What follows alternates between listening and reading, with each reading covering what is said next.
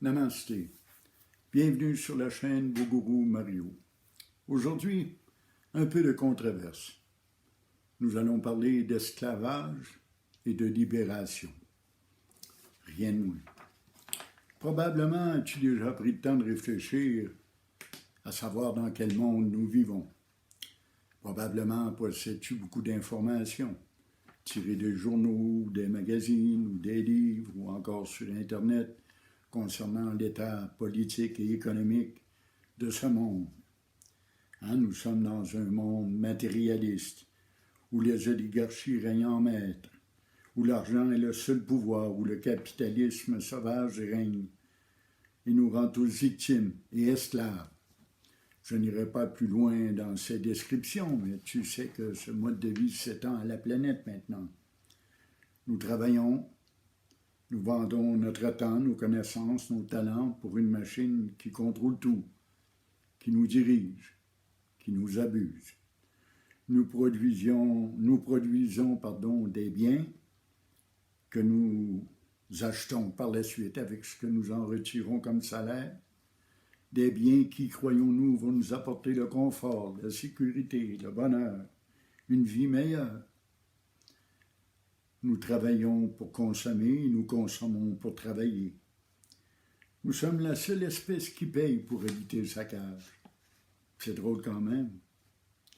Nous vivons dans un monde contrôlé par une poignée de gens où la politique, l'économie, la publicité, la justice, la religion, l'enseignement, la médecine, la recherche ne visent qu'à augmenter sans cesse le profit. C'est l'objectif ultime de la planète. Produire et consommer toujours davantage, puiser dans les ressources jusqu'à temps qu'elles soient épuisées complètement. Nous sommes prisonniers de nos villes, de nos petits villages, de nos petites vies. Et dans nos temps libres, nous cherchons qu'à nous étourdir, qu'à vivre des émotions fortes, avec des plaisirs divers, avec des divertissements, des jeux, de l'alcool ou des drogues, ou encore dans des relations la plupart du temps superficielles, sans profondeur, sans grande intimité. Malheureusement, un tel système s'étend à la planète entière. Le système, le mode de vie occidental, conquiert tous les pays.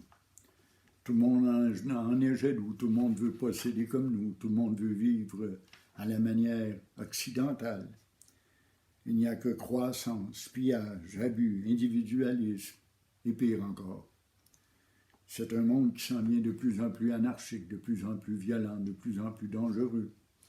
Est-ce vraiment le cas? Mais non, dans nos petites sociétés protégées, dans nos petits enclos de bien-être, nous ne souffrons pas trop. Mais du moment qu'on regarde ce qui se passe à travers de la planète, il y a de quoi se poser des questions, croyez-moi. Le système actuel est en train de détruire l'homme et la planète. C'est aussi simple que ça. La planète est polluée, la planète est pillée, et l'homme est dévalorisé, l'homme est dénaturé. Voilà la vérité. Mais si on se pose bien la question, le monde n'est-il pas que le reflet de ce que nous sommes nous-mêmes? Serait-ce possible? Serait-ce possible que l'on soit vraiment des gens matérialistes, individualistes, idéalistes? Serions-nous des genres de petits robots programmés pour travailler dans le système? C'est ce qu'on nous a enseigné, on nous éduque de cette façon, on nous prépare à ce genre de vie. En fait, nous sommes prisonniers de nous-mêmes. Il n'y a pas d'autre esclavage. Toutes les autres formes de dépendance et d'esclavage dépendent directement de ce fait. Et ce fait, c'est que nous sommes prisonniers. Prisonniers de ce corps, de ce mental, de ces émotions. Nous ne pouvons en sortir, vous le savez. Nous nous sentons limités, séparés des autres, séparés des personnes et des objets qui nous entourent. En fait, en vérité, c'est de l'ego dont nous sommes prisonniers, de l'image que nous avons de nous-mêmes. Nous croyons être un je, être un moi, être un individu parmi d'autres individus et parmi des objets séparés. Or, c'est faux. C'est totalement faux. Il ne faut qu'un tout petit peu de discrimination, d'une pensée discriminative, discriminatoire, pour comprendre que nous ne sommes ni ce corps, ni ce mental, ni ses émotions et ses sentiments. Nous n'en sommes que le témoin, que le spectateur. Nous sommes conscience universelle, conscience suprême, conscience primordiale. Cette image que nous avons de nous-mêmes n'a aucune réalité.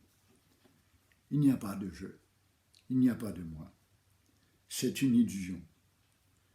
Nous sommes comme hypnotisés. Tout le monde semble hypnotisé. Regardez aller le monde. Parfois, on dirait qu'ils sont tous en état d'ébriété.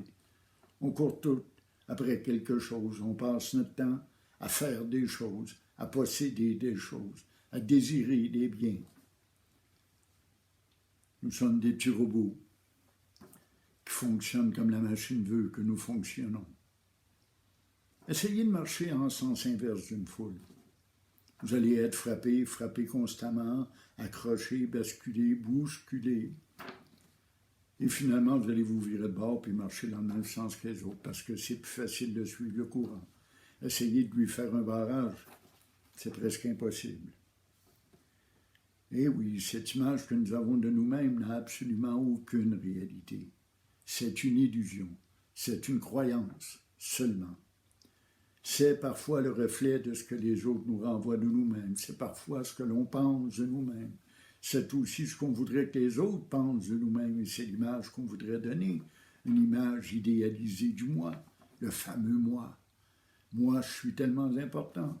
C'est moi qui compte. C'est moi qui pense en premier. Je dois m'aimer, je dois m'occuper de moi, je dois prendre soin de moi. Mais ce moi dont on parle, ce je, il n'a aucune existence réelle. Où est le moi? Dans le cœur? Dans la tête? Dans les mains? Il n'y a pas de moi dans un être humain. Il n'y a qu'un corps, oui, un corps qui fonctionne avec un mental, avec des émotions, avec des sentiments, avec des idées, avec des projets, avec des réalisations. Il pose des gestes, il dit des paroles. Mais il fonctionne comme le reste des objets, comme le reste des êtres humains autour, comme le reste de tout ce qui est vivant. Il fonctionne selon sa nature et son karma. Il fait ce qu'il a à faire.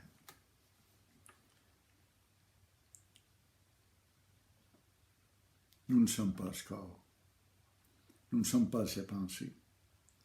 Nous ne sommes pas cette mémoire que nous entretenons et tous ces souvenirs qui parfois remontent à la surface et nous font souffrir. Nous sommes esclaves de tout ça. Esclaves de nos croyances et de nos conceptions. Esclaves également de nos préjugés. Esclaves aussi de notre éducation. Esclaves de ce monde, mais surtout de notre monde. Esclaves du monde que nous croyons percevoir. Esclaves du monde selon ce que nous en jugeons, selon ce que nous en considérons. Mais on peut se libérer. Cesser de s'identifier à l'ego et retrouver notre vraie nature, telle est la véritable liberté. Tel est le véritable bonheur. Nous voulons tous être heureux. Nous faisons tout ce que nous pouvons pour être heureux. Nous cherchons l'amour, nous cherchons la popularité, nous cherchons la richesse, qui ne veut pas être riche.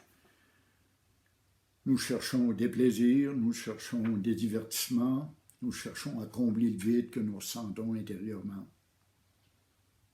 Mais quel est donc ce vide? Quel est donc ce vide qui nous habite? C'est ça qu'on doit retrouver. On doit descendre en nous-mêmes, par la méditation, par le recueillement, peut-être aussi par la prière. On peut redescendre en soi-même et retrouver ce vide. Qu'est-ce qui fait qu'on veut remplir ce vide? Eh bien, la vérité, c'est que nous sommes ce vide. Ce vide, c'est notre soi. Nous sommes habités d'un point de matière noire, d'éternité, d'infini. C'est ça qu'on doit retrouver. Et ce point, c'est l'être, la conscience, le bonheur. C'est la paix. Comme je dis souvent, quand l'ego s'efface, Dieu prend sa place. Quand on cesse de se prendre pour un moi, pour un je, c'est Dieu qui agit à travers nous-mêmes. C'est pour ça qu'on voit des saints, des grands sages, des grands rishis, des grands yogis. Ce n'est pas de la magie, il n'y a rien de superstition là-dedans. Ce n'est pas une question de rite et de cérémonie ou de paroles magiques. Il n'y a pas d'ailleurs de baguette magique pour se réaliser, si ce n'est que de vivre pleinement la réalité qu'on a compris, dont on s'est convaincu. Voilà le but de la réalisation spirituelle. Vivre en toute liberté, être libéré de soi-même, libéré de ce que nous sommes. Non, notre corps n'est pas une limite. Notre mental et nos émotions ne sont pas des limites non plus. Nous sommes illimités, nous sommes infinis. Le corps n'est qu'un corps parmi d'autres corps, un objet parmi d'autres objets que nous percevons. Ce n'est pas un moi. Je perçois ce corps de façon un petit peu plus détaillée que je perçois le corps des autres. Mais pour peu que je me retire dans ma conscience universelle, primordiale, supérieure, je suis tous ces corps.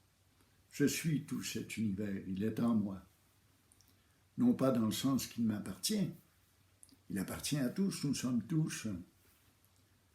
Ce monde, cette vie, c'est un rêve. Un rêve que je crée par ma conscience. Pas la conscience individuelle, la conscience universelle. C'est ainsi que se crée ce monde.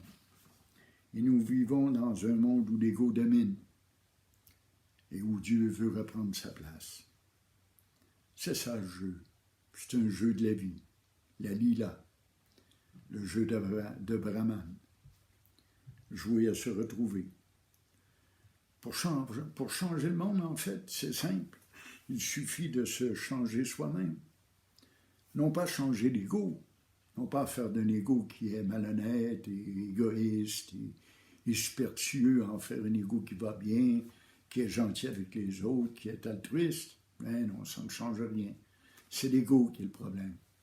C'est là qui est la base du problème. Il faut se débarrasser de l'ego. Nous sommes un. Il n'y a pas de division. Ce qui arrive à un me touche moi. Et ce qui me touche moi arrive aux autres aussi. Touche les autres également. Nous sommes tous interreliés. Nous sommes tous la même substance. Nous sommes tous le même être, conscience, la même béatitude. Nous habitent tous. Voilà la vérité qui peut changer le monde. Nous sommes tous un, nous sommes tous interdépendants. Nous sommes divins. Nous sommes Dieu. Pas l'ego, nous sommes Dieu. Et c'est ce Dieu que nous devons retrouver.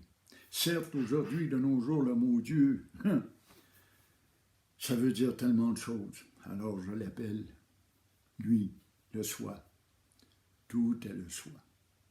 C'est le soi en nous-mêmes qu'on doit retrouver. Voilà la démarche, la seule vraie démarche qui peut améliorer notre monde, qui peut changer ce monde et en faire le monde de l'âge d'or, comme j'ai parlé dans des vidéos précédentes. Nous pouvons devenir ainsi la nouvelle race, les Advaïtains, ceux et celles qui pratiquent la non-dualité. Alors, j'espère que ça répond aux questions que j'ai reçues concernant notre esclavage humain. Et je vous invite à m'envoyer vos commentaires sur Boguru, B-O-G-O-U-R-O-U, @gmail.com. À la prochaine.